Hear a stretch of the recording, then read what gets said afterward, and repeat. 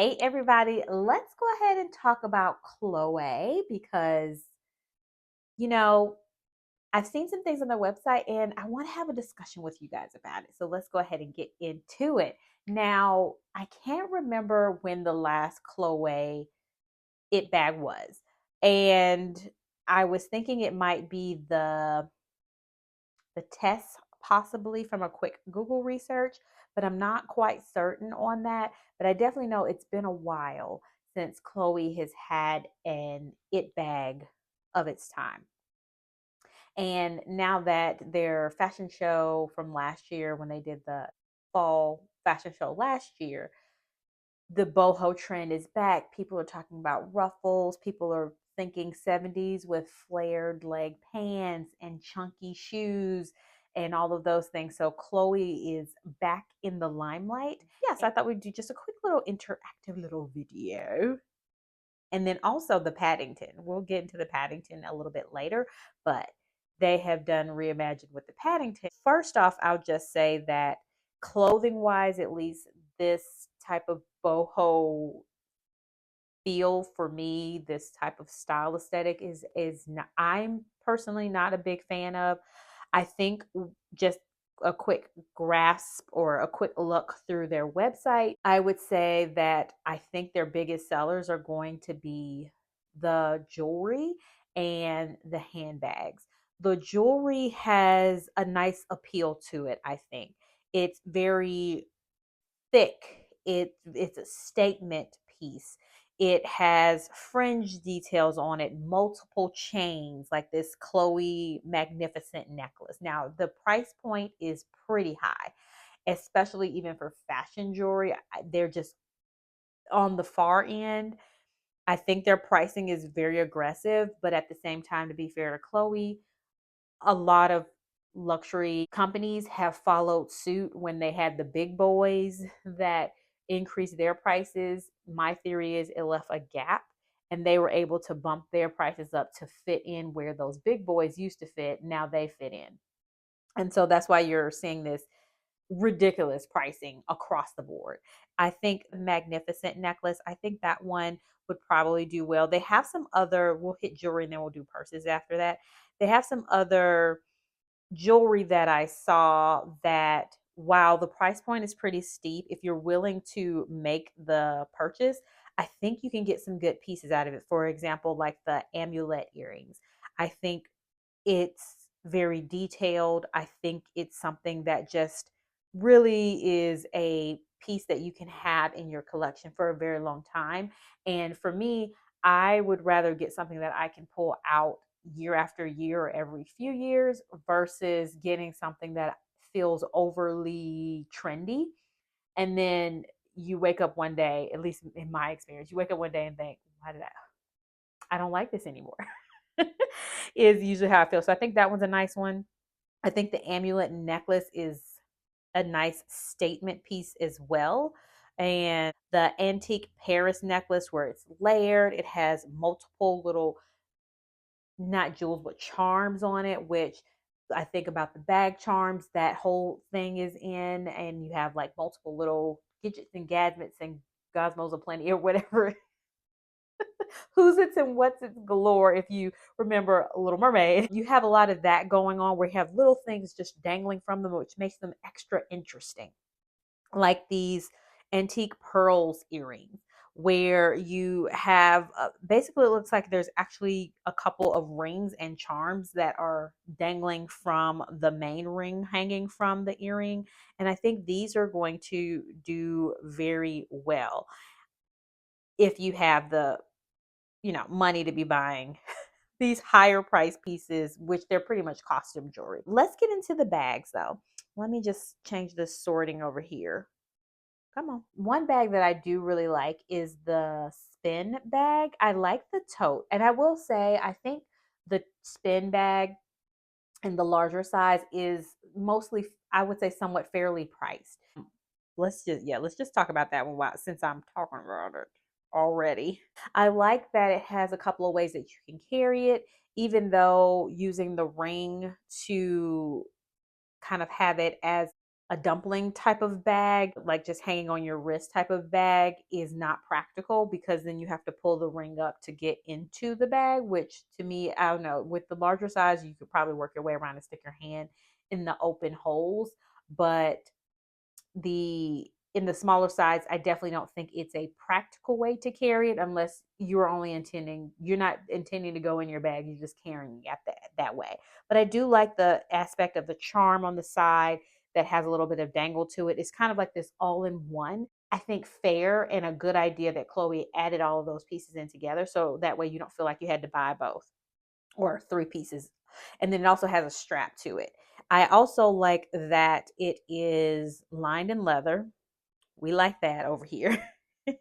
One thing I wanted to just double check on with the larger size is whether or not it comes with a strap, which I don't see why it would because the handles are very long. Right. Okay. Yeah. So it does not, but the smaller one does. But I think the big one is a nice size to go for if you're looking for a tote. And the little one is just very cute. Now, other bags so I think that I like the Heritage shoulder bag. I noticed that the logo is different. It's more like a thick pendant type of logo, which I don't know how I feel. I will tell you what I do like about the Heritage bag overall. I think it's a nice look. I think it's a classic shape, which works well. I like the chain strap. However, I understand how some people like a leather bar in the middle to help it be more comfortable on your shoulder. But if we take that out, I think they're going somewhere with this chain and it has like extra dangling details to it. Just I think it's a nice bag and I think this one I'm just not let me know about the emblem in the middle with this bag. I sometimes like it and I think it's a nice twist and then other times I think after a few months I'm not going to like this anymore. The other one is the Charms Hobo bag. I think this one can use some work. I love the charms detail on it. Like I said, it's coming with those things that you would typically buy separately, which I think is a great idea for Chloe to have because we're like I said, we're talking about charms, extra details, extra doodles and dazzles on your bag, and they're giving it to you. I just don't know if I'm in love with this shape. Overall, I just am not a big fan of this type of shoulder bag shape. It's more of that 90s, but I like that it has a droop and droopiness to it, which I think helps soften it. But I like the charms more than I like the bag shape. I think is what I should say. Another bag that I think might be a standout one as well is the shoulder bag. It's the Icons shoulder bag. It has this dumpling, this fortune cookie type shape to it, which I like. Long chain detail to it. And it looks like you can adjust it. And it has some little charms and doodles on it. Like I said, again, Chloe's doing a good job of incorporating those extras that you would normally have to buy with the bag. I like that you can change up the shape of this bag to have it have a different look. And I think this would work well as a crossbody because of the shape and how it's not as wide.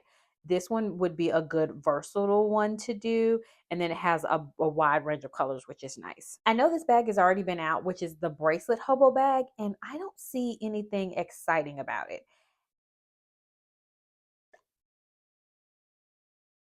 Let me know your thoughts. I'm trying to figure out other commentary to say about this bag, but the bracelet hobo bag, although I know it's not a new one, I believe this one came out last year, it's just not tickling the fancy. Saddle bag, which is a similar fit shape to, or it reminds me of like that Fendi Come On bag that was very popular.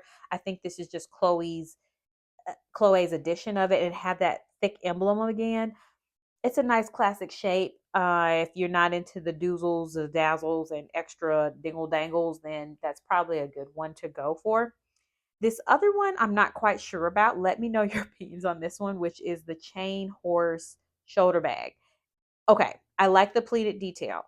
I like the aspect that they added something different to this by adding a horse kind of detail to it. The head of the horse with its mane is at the one part of the bag and then the tail is at the other, which I think is a really nice aspect. And then this chain detail that is the strap is something different and unique. I don't know if I love that it's a horse shape.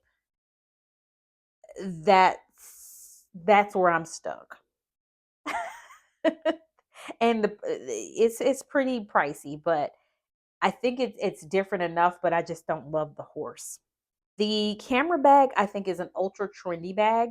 It's definitely the 2000s, early 2000s time frame type of bag, and I for me it's very trendy looking, and I know that when I look at it in a year or something like that, I personally would not want it, but that's your thing. Make sure you go after it.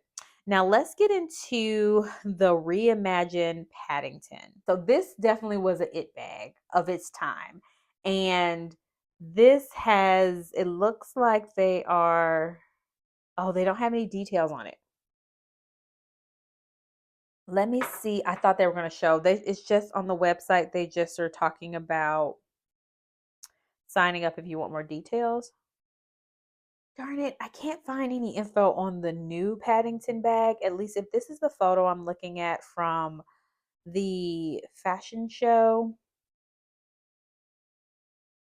I don't see a significant difference between the old Paddington and the new Paddington, but I really would like to know that for sure. I'm seeing a little bit of photos, so just take these with a grain of salt. I'm having to go by the photo. So the original Paddington bag, obviously, like I said, it was like a early 2000s, so like more like 2005 it bag. It looks like what they have changed about the Paddington bag is I like that they're keeping the hardware. Back then, early 2000s, bags were very hardware heavy, and the hardware was heavy. And I really love that about luxury bags back then. The straps on the Paddington, it was more like a east west type of barrel ish type bag, and it had two leather straps held together by square rings. Whereas the new Paddington has a chain strap with this, and it looks like they did not skimp on the hardware. It has this thick piece that is attaching to the ring, or either that's leather. I can't tell, but I can tell by the chain it's very elevated and it's definitely updated, which I do like that aspect. It looks like it also may come with the foxtail or raccoon tail or whatever charm on it, which I think plays into the bag trend theme. And like we've already said, you're getting those extras with it that you would usually have to buy separately if you were to go to like Fendi or LV or some Prada or somewhere else, Miu Miu even.